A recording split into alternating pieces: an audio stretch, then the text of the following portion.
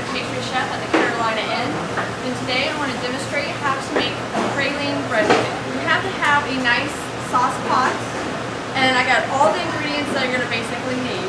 I got pecans. You can use half-size pecans or pieces. And then I'm going to have my sugar. And basically you're going to add everything together. You know, it's only one simple step. Very easy. Buttermilk, vanilla, a splash of corn syrup, salt and baking soda. Okay.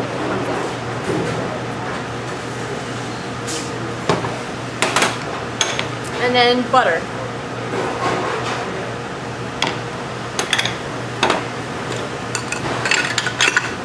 And so then everything's in your pot. I'm going to go over to the stove. You basically want it on medium-high heat, not too high so you don't scorch your sugar in the beginning.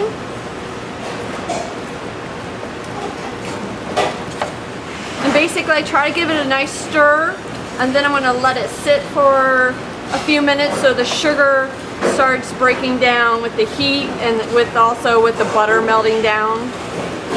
This whole process will probably take between 20 to 25 minutes. Now if you're doing a bigger batch, it could take up to 45 minutes.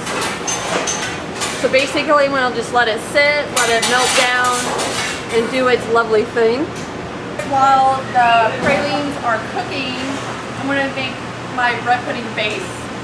Basically you need a nice sturdy saucepan. You're going to have your heavy cream and half and half. Then I'm going to add my sugar. Make sure everything comes out. And then I'm going to split a vanilla bean in half. Just make sure you don't cut your fingers. And then I'm going to scrape the beans out. And put it in the pot. So then with this, I'm going to put it on the heat while the pralines are cooking. I like to keep this on medium heat and just let it sit. And so over here at the pralines, it's starting to boil a little bit or simmer. So I want to give it a nice little stir. So now you see how bubbly it is. To me, this is like a second stage of the pralines. We just got to continually stir it and making sure that everything's combined, everything's melted. And then, so also it doesn't burn on the bottom. The good thing about pralines, you have to reach a certain temperature. And the certain temperature, I have noticed, or just by working here, it's 230 Fahrenheit degrees. And it's always good to have a thermometer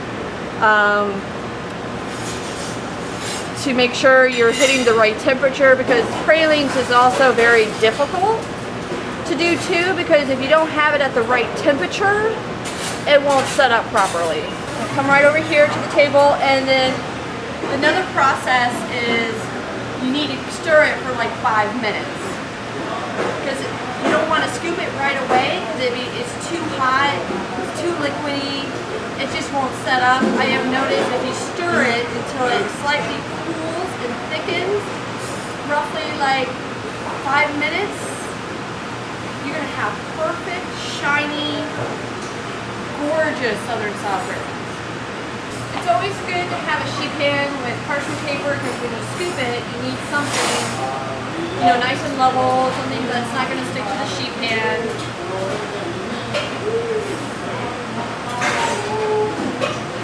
We are at where we need to be. It's really nice and thick. You can see how shiny it is. It has cooled down a little bit. You can basically use any kind of scoop. You can use a purple, and you can use a regular spoon, but if you do a regular spoon, do 2 so you don't burn yourself.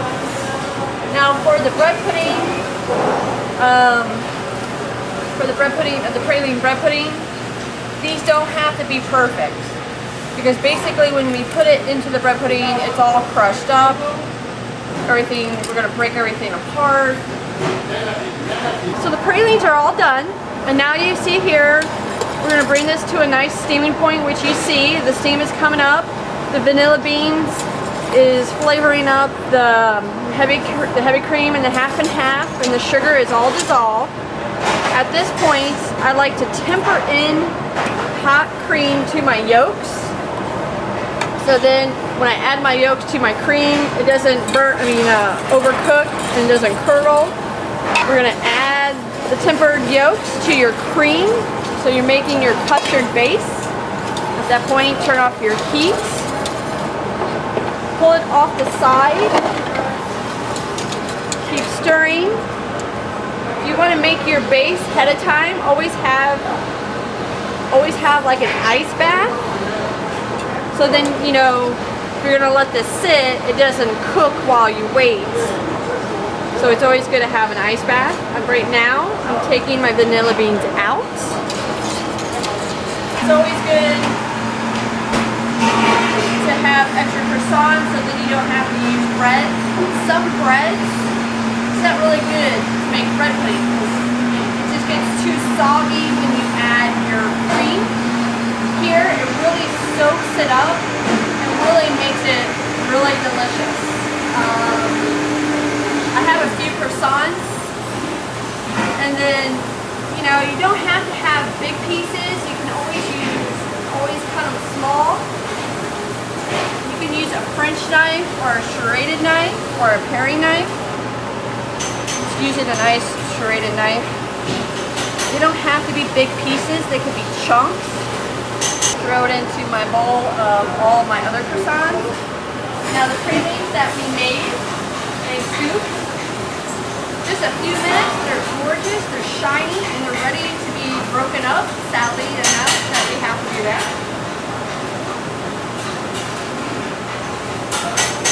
And my recipe, I mean, it all depends how nutty you want it. I like to put enough praline so every bite there's some kind of nut and flavor. I want to put a pair of gloves on because when I add the hot cream to the bread, you don't really want to burn yourself. It's going to be a little warm, a little hot.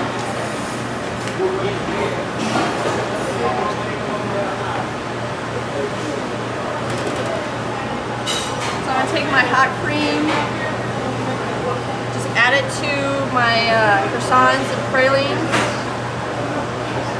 Just try to get a little stirred so then everything's getting in there. It is a little thick, that's all good. And I just try to toss everything together. You might want to give it a few minutes to let it soak before you put it in your mold.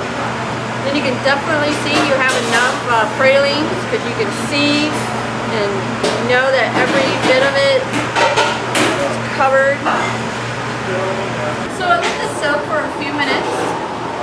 So then get another pair of gloves, and then you can use basically any kind of mold.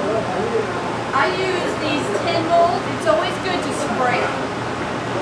Because if you don't, it will stick to your mold and it'll be really hard to pop them out. I like to fill my molds really nice and full. Once again, I don't want to be too cheap. I want to make sure everybody gets a nice full amount. You really want to pat it in. It looks really nice and full. Just press it in a little bit. You know it's nice and soupy, not too soupy, but you know it's nice and soaked. There's still some liquid, so you know it's not going to be dried out. To bake them, basically, you put them in a water bath for about, it depends on your temperature. If you have at home, you might want to set it down to 250. That could take, depends on your dish and your size, it could take about, half an hour to an hour. Things like this will probably take about 25 minutes to 35 minutes in a water bath. You always got to have a water bath.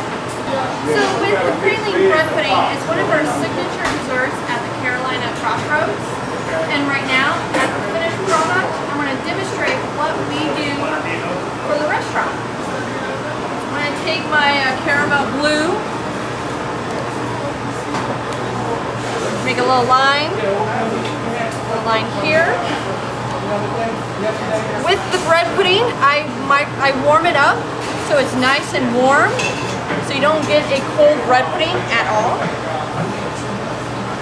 I drizzle a little bit of caramel on top, so it's a nice little caramel flavor.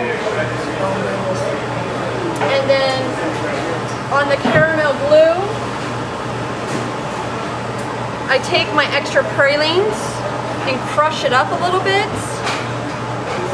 so then my ice cream will stick and it won't slide off. And then I'm going to take my nice garnish and slide it underneath that too. So then when I scoop my ice cream, it'll go straight on and it won't slide off. And then my caramel sauce, a nice little dab, and then a little swirl. And then we make our homemade caramel cinnamon ice cream. And we'll just place it right like that. And see, then there you go. You got the nice praline bread pudding with cinnamon caramel ice cream. And then, when you come out to the Carolina Crossroads, you definitely got to get a chance to try this out because you don't know what you're missing.